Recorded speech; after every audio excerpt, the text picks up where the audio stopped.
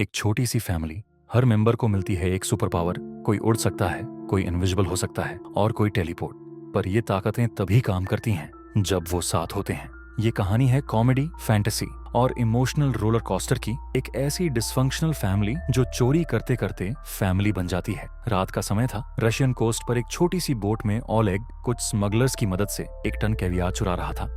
Seller ने मना किया क्योंकि उसकी बोट सिर्फ 600 किलो का वजन उठा सकती थी, लेकिन ओलेग ने छल कपट से काम लिया। एक फर्जी कॉल करके स्मगलर से कहलवाया कि कार्गो सिर्फ 600 किलो का है। प्लान चल गया, पर बोट और कार्गो दोनों डूब गए। सेलर गुस्सा हो गया तो ओलेग ने उसे अपनी नई कार दे दी और खुद उसके पुराने खटारा गाड़ी के साथ 1 मिलियन का कर्ज लेकर रह गया।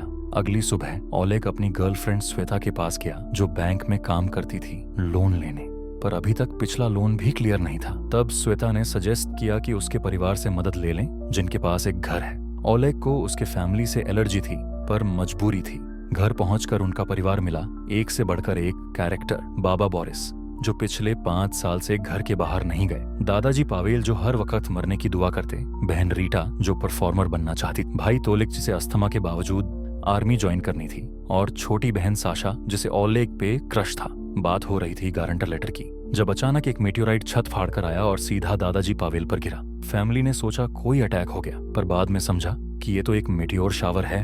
जब सब अंदर आए तो देखा कि दादाजी को बेड पर ले जाया गया। तब ओलेग ने मेटेओराइट को निकालने का काम शुरू किया ताकि उसे बेच सकें। अगले दिन दादाजी ने ओलेग को बुलाया और बोला, मैं जा रहा हूँ, और जाते जाते कह गया, सब भाड़ में जाएं। पर मरने के कुछ देर बाद ही उनकी आंख फिर से खुल गई, जिंदा। और सिर्फ वही नहीं, बाकी फैमिली मेंबर्स में भी कुछ अलग होने लगा। साशा को सुपर स्ट्रेंथ मिल गई, रीटा उड़ने लगी, श्वेता आधी इनविजिबल हो गई, और सब ये समझने लगे कि ये सब मेटेओराइट की वजह से हुआ है। पर एक ट्विस्ट ये था, ताकत सिर्फ तब काम करती थी जब सब साथ में होते। ओलेग ने प्लान बनाया, चलो बैंक लूट लेते हैं। सबको मना लिया गया। थोड़ा इमोशनल ब्लैकमेल, थोड़ा कन्विंसिंग। बोरिस पहले मना करता है, पर जब श्वेता रो पड़ती है और कहती है, जिंदगी में पहली बार तुमसे कुछ मांगा है, तो बोरिस भी मान जाता है। फैमिली अब एक टीम बन गई थी। बैंक लूटने का प्लान सेट हुआ। श्वेता, जो इनविजिबल हो सकती थी, बिना कपड़ों के बैंक में चली गई, क्योंकि सिर्फ बॉडी गायब होती थी, कपड़े नहीं। बाकी फैमिली बाहर कार में वेट कर रही थी, पर पार्किंग गलत जगह हो गई। गार्ड ने कार हटा दी और श्वेता सबके सामने आ गई, नंगी। जल्दी से फैमिली ने दादाजी की बॉडी को बैंक के पास ले आए और ताकत वापस आई। सब बच गए। थोड़ा ड्रामा और हुआ। रीटा का परफॉर्मेंस, तोलिक का आर्मी से रिजेक्शन, साशा का ओलेग को डेट पे ले जाना। बीच में ओलेग का पानी उंगली से निकालने वाला पावर भी रिवील हुआ, प्लांट वाटरिंग के काम आने वाला। एकदम डिसफंक्शनल पर क्यूट सी फैमिली बन गई थी। लेकिन जब असली रॉबरी का वक्त आया, सब ने मिलके एकदम फिल्मी स्टाइल में बैंक तोड़ दिया। टेलीपोर्टेशन, स्ट्रेंथ, इनविजिबिलिटी, सब पावर यूज हुई।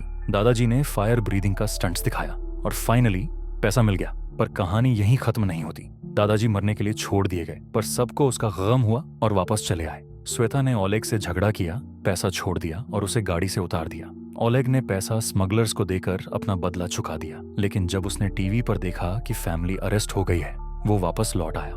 दादाजी की डेड बॉडी लेकर कोर्ट में घुसा, जहां सबकी ताकतें वापस आई और कोर्ट रूम में धमाल मच गया। अब ओलेग भी ऑफिशियली फैमिली का हिस्सा बन गया। पुलिस से बच के रीटा ने उड़कर डिस्ट्रैक्शन क्रिएट किया, कार चुरा के भाग गए और फाइनली स्मगलर्स की मदद से एक कंटेनर में छुप के थाईलैंड निकल गए।